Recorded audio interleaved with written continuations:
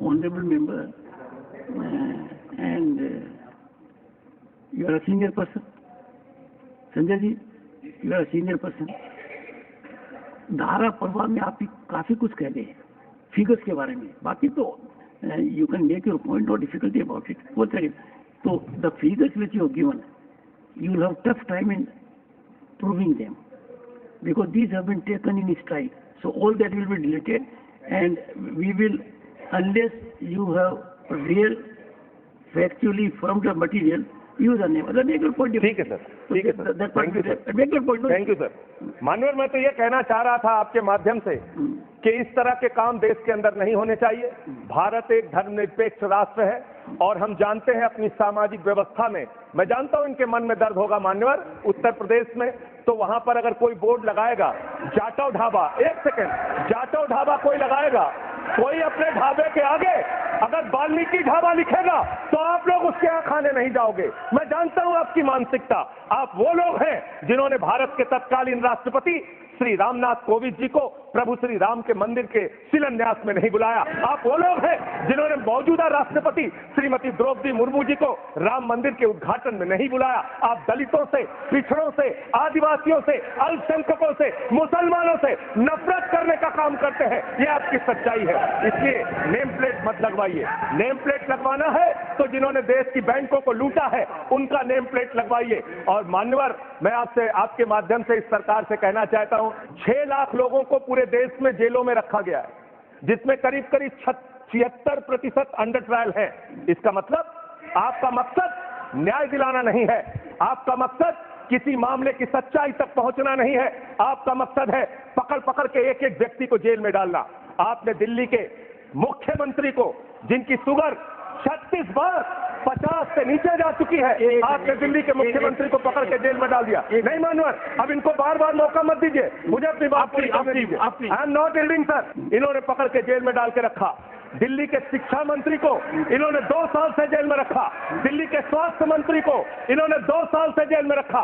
आप एक एक विपक्ष के नेता को पकड़ पकड़ के जेल में डालते हैं। हेमंत सोरेन को मुख्यमंत्री को जेल में आपने रखा, संजय रावत को जेल में रखा, अनिल देशमुख को जेल में रखा, सबको पकड़ पकड़ के आप जेल में रखते हैं। बंगाल के 3 मंत्रियों को आपने पकड़ के जेल में रखा। आपका मकसद ट्रायल कराना नहीं, न्याय दिलाना नहीं, आपका मकसद हम लोगों को पकड़ के जेल में रखना है। जितना जेल में डालोगे, जितना जेल में डालोगे, मैं आपसे कहना चाहता हूं, जितना जेल में डालोगे उतना गर्त में जाओगे।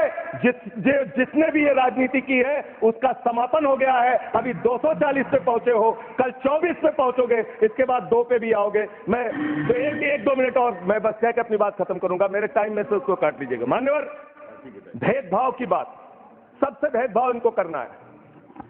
मुसलमानों से भेदभाव, सिखों से भेदभाव, ईसाइयों से भेदभाव, दलितों से भेदभाव, पिछड़ों से भेदभाव, और अब राज्यों से भेदभाव, राज्यों से भी भेदभाव, महिलाओं से भेदभाव, राज्यों से भेदभाव। क्या भेदभाव किया सर इन्होंने?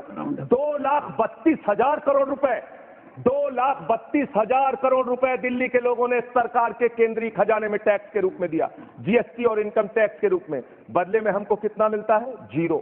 9 साल से आप दिल्ली को बजट नहीं देते। पंजाब के लोग, बस मेरे में से काट लीजिएगा सर, 1-2 मिनट काट लीजिए, पार्टी के उसमें से काट लीजिए।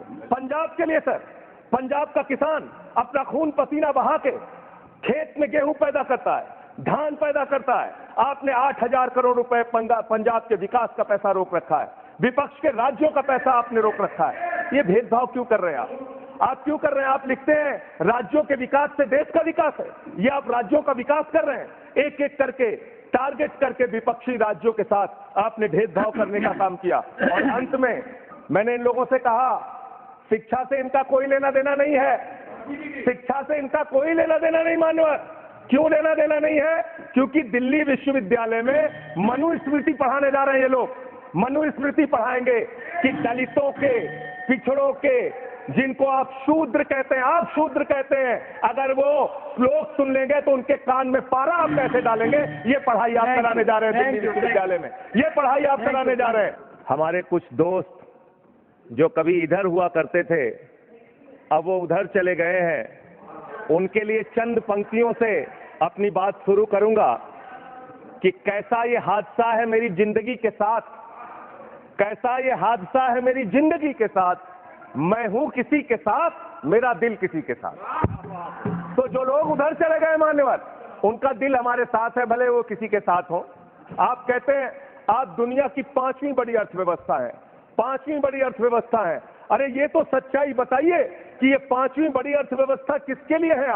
आपने चंद पूंजीपतियों का 16 लाख करोड़ रुपए माफ किया, ये इस देश की सच्चाई है। आपने 16 लाख करोड़ रुपए पूंजीपतियों का माफ किया।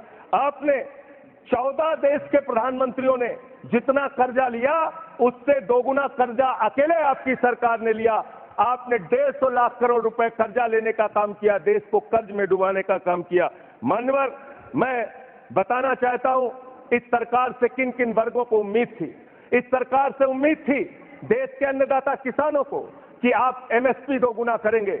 आपने एमएसपी दोगुना नहीं की, आपने किसानों की फूड सब्सिडी का काटने का काम किया, फर्टिलाइजर सब्सिडी काटने का काम किया, कृषि क्षेत्र को देने वाले बजट को खत्म करने का काम किया। बेरोजगारों को उम्मीद थी, 10 साल में आपने कहा था मान्यवर 20 करोड़ नौकरियां देंगे, 20 करोड़ नौकरियां आपने नहीं दी। फिर नौजवानों ने कहा नौकरी दो, नौकरी दो। फिर आपने कहा पकौड़ा तल लो, पकौड़ा तल लो। फिर आपने कहा पान की दुकान लगा लो, पान की दुकान लगा लो। फिर आपने कहा 4 साल की नौकरी कर लो, सेना में 4 साल की नौकरी। मैं मान्यवर आपके माध्यम से भारत के प्रधानमंत्री से बड़ी विनम्रता पूर्वक पूछना चाहता हूं, देश के प्रधानमंत्री को 73 साल की उम्र में तीसरी बार प्रधानमंत्री बनना है, लेकिन किसान का बेटा नौजवान सेना में 4 साल की नौकरी करेगा, ये भेदभाव क्यों है? मैं पूछना चाहता हूं मान्यवर, आपके माध्यम से इस सरकार से जानना चाहता हूं, अगली योजना क्या आएगी आपकी? आप कह रहे हो इंटर्नशिप योजना, ट्रेनिंग योजना, 5,000 रुपए की ट्रेनिंग ले लो, 5,000 रुपए की ट्रेनिंग ले लो। मान्यवर, 5,000 रुपए की ट्रेनिंग 500 बड़ी कंपनियों में आप देंगे। मुझे भारत की 100 कंपनियां आप बता दीजिए जिसमें एक कंपनी में आप 4,000 ट्रेनी रख सकते हैं। एक कंपनी बता दीजिए जिसमें आप 4,000 प्रशिक्षु आप रख सकते हैं ट्रेनिंग के तौर पे। ये भी आपका आंकड़ा सिर्फ एक जुमला है, इसके अलावा कुछ नहीं है। अब मुझे लगता है एक ही योजना बाकी रह गई है मान्यवर, वो योजना है कि हमारी भारत की सरकार, आदरणीय नरेंद्र मोदी जी की सरकार अगली योजना लेके आएगी कि इस देश के नौजवानों को मुफ्त में 5 करोड़ कटोरा बांटा जाएगा। भीख मांगो योजना, भीख मांगो योजना लाने का काम ये लोग करेंगे। मान्यवर, इस देश में आपने अर्थव्यवस्था को लेकर कहा आप पांचवी बड़ी अर्थव्यवस्था है। वो 5वीं बड़ी अर्थव्यवस्था का लाभ किसको मिल रहा है?